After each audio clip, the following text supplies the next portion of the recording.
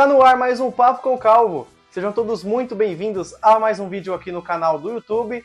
Hoje nós vamos falar sobre a classificação do Corinthians diante do Juventude e, claro, a contratação do astro holandês Memphis Depay. Não quer perder nada? Se inscreve no canal, deixa seu like e vem comigo. O Corinthians saiu derrotado no primeiro jogo contra o Juventude por 2-1, gol no finalzinho do zagueiro Gustavo Henrique, que deu um pouquinho mais de tranquilidade para o Corinthians começar a partida de volta em Itaquera.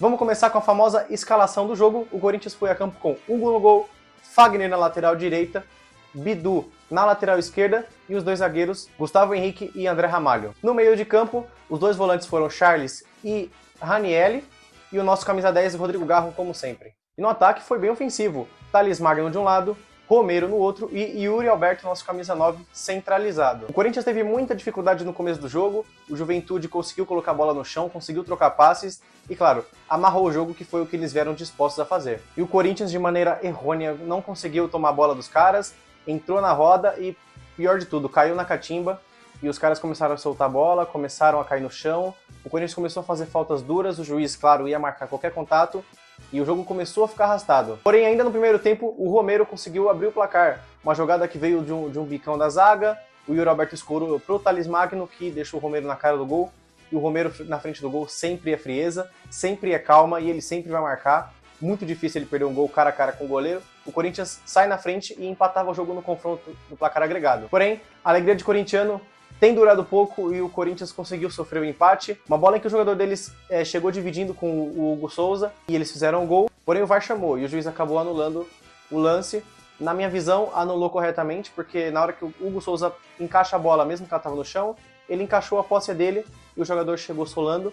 Não achei que foi pela solada, achei que foi por o Hugo já ter encaixado a bola e aí sim ele ter tirado a bola da mão do goleiro, isso é falta. Porém, foi como eu falei, o Corinthians não vinha fazendo um bom primeiro tempo, não fez um bom primeiro tempo, e logo após isso, o Juventude, numa cobrança de escanteio, o Hugo Souza bate roupa e faz o gol contra, porém teve polêmica novamente, porque o juiz foi chamado por novamente uma falta, dessa vez não no Hugo Souza, como todo mundo pensou, no Fagner antes, porque o zagueiro, para chegar a encostar no Hugo Souza, ele precisou passar pelo Fagner, e para passar pelo Fagner ele teve que empurrar.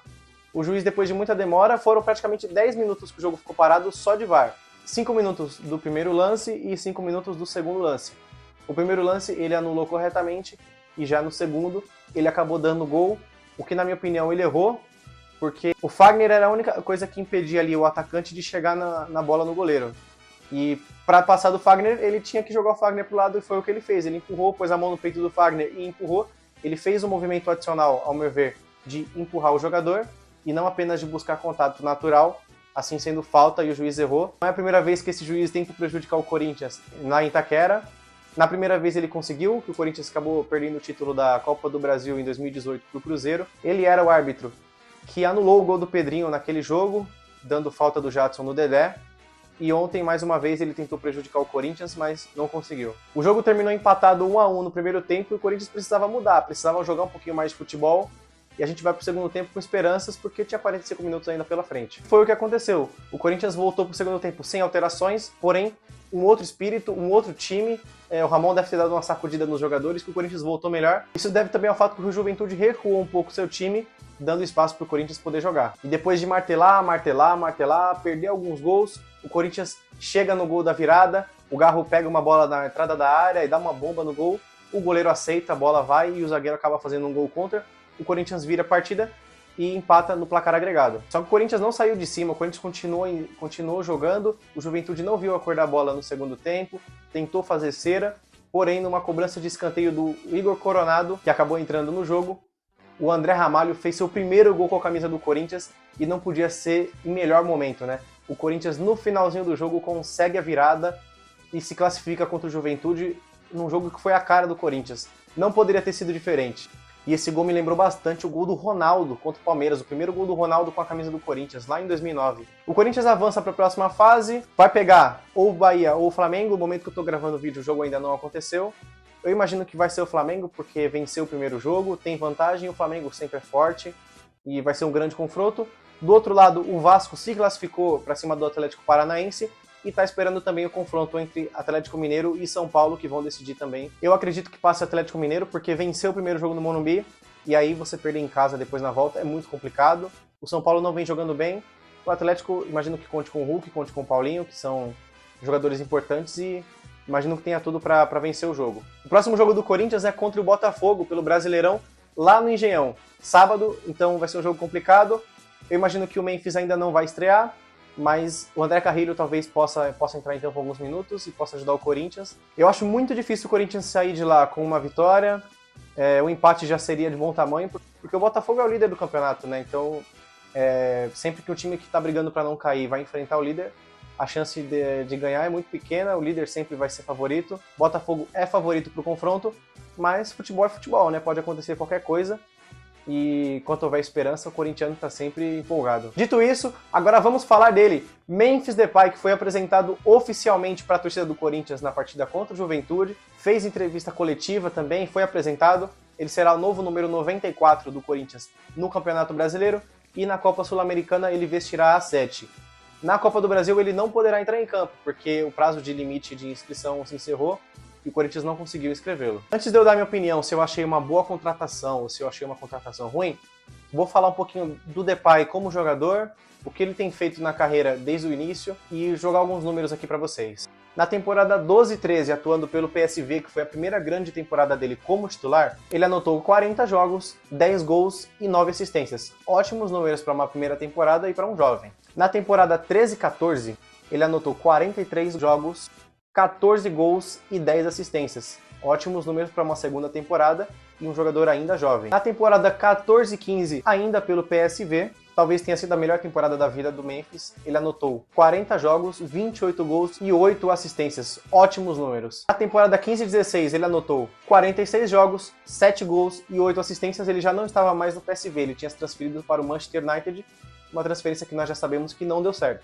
Na temporada 16-17, ainda no Manchester United e também pelo Lyon, que foi a temporada que ele foi embora da Inglaterra, ele anotou 26 jogos, fez 5 gols e distribuiu 8 assistências. E agora nós vamos entrar talvez no que foi o auge da carreira do Memphis, que foi toda a passagem dele pelo Lyon. Ele anotou na primeira temporada 2017-2018 51 jogos, foi a temporada que ele mais jogou na carreira, ele fez 22 gols e anotou 17 assistências. Ótimos números. Na temporada 18-19, ele anotou 47 jogos, fez 12 gols e 16 assistências. Temporada 19-20, ele já tem uma queda, porque foi o ano da pandemia, e também ele teve uma lesão de ligamento cruzado anterior no joelho. Então, temporada cortada não só para ele, mas para todo o futebol. Ele ainda conseguiu fazer 22 jogos, 15 gols e 2 assistências. Bons números. E a próxima temporada, que foi a última dele pelo Lyon, ele fez 40 jogos, 22 gols e 12 assistências. Ele se transfere do Lyon para o Barcelona em 2021 e sua primeira temporada ele tem bom início, mas depois tem uma queda natural, assim como toda a equipe, que o Barcelona passava por uma transição naquela temporada. Ele fez 38 jogos, 13 gols e 2 assistências em sua primeira temporada lá. Na temporada 22-23, ele fez apenas 13 jogos e 5 gols, uma temporada onde ele amarga bastante o banco de reservas, lida com problemas físicos e não consegue jogar muito. E a última temporada ele se transferiu para o Atlético de Madrid, onde ele fez 31 jogos, 12 gols e 2 assistências. O que eu quero dizer com isso? É um atacante muito técnico, então tecnicamente, no meu entendimento, ele vai sobrar no Brasil, porém fisicamente é o que me preocupa. Vocês podem ver que nas últimas temporadas ele teve uma boa queda de jogos, teve algumas lesões físicas, problemas musculares, e isso pode atrapalhar. O Corinthians precisa entender como cuidar do corpo desse jogador. E como vai fazer isso? Na minha visão, usando de exemplo o que o Grêmio fez com o Suárez. Não estou comparando o Suárez e Memphis. Estou apenas comparando as situações. O Suárez já era um jogador um pouco mais velho, com problemas físicos. O Memphis tem 30 anos, mas ele não tem um físico muito privilegiado do quesito lesões. Então o Corinthians precisa saber e entender o corpo desse jogador, o corpo desse atleta. Alguns respondem bem, outros não. E escolher jogos onde o Memphis pode atuar, onde ele não pode atuar, saber o momento certo de usar esse jogador, porque no momento que ele estiver em campo, eu tenho certeza absoluta que ele vai entregar o Corinthians e vai mudar o patamar do Corinthians no ataque. Porém, a gente tem que se preocupar para os momentos que ele não estiver em campo, para não se tornar algo recorrente. Achei uma grande contratação, é um jogador que vai agregar muito tecnicamente ao Corinthians, porém o problema é físico, como eu já falei, e o Corinthians tem que tomar cuidado com isso. Esse foi o vídeo de hoje, espero que vocês tenham gostado. Se você gostou, curte, comenta. Diz o que você acha sobre o Memphis Depay no Corinthians E claro, se inscreve no canal. Você não pode passar aqui sem deixar sua inscrição, é muito importante, o que vai condicionar a produzir conteúdo para vocês. Se você quiser continuar comigo, tem outros vídeos e sugestões, o canal está recheado de vídeos, tem o meu vídeo da coleção, assista também. Minha coleção de camisas do Corinthians está disponível para vocês. Obrigado, até breve e tchau, vai Corinthians!